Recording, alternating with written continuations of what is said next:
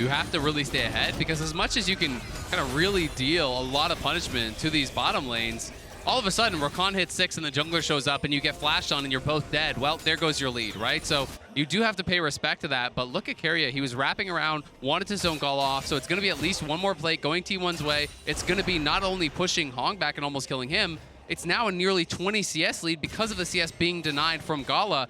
His buys are going to be horrible, and there's going to be so much pressure now on the soul lanes. Barely avoiding the tiny little kitty cats. But Owner didn't know that they didn't know, so he has to back off because Zika's making his way over. In the game of poker, they won.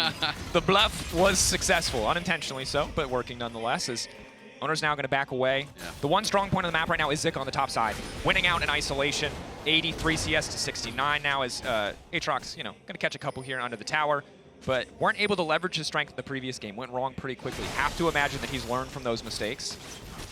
Sometimes the player's just too good for their own good, you know? If you just weren't looking at the mini-map, you could have just stayed on the blue buff and taken it. Wouldn't even know that Zika was missing.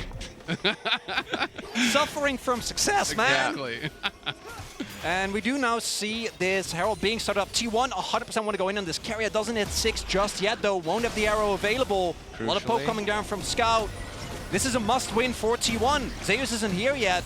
Have to be careful about grouping up in the choke. Gala does have 6 and ultimate. Guma waiting over the wall. 1 second left on the chain of corruption. Has it now. Health bar's already pretty low here for T1.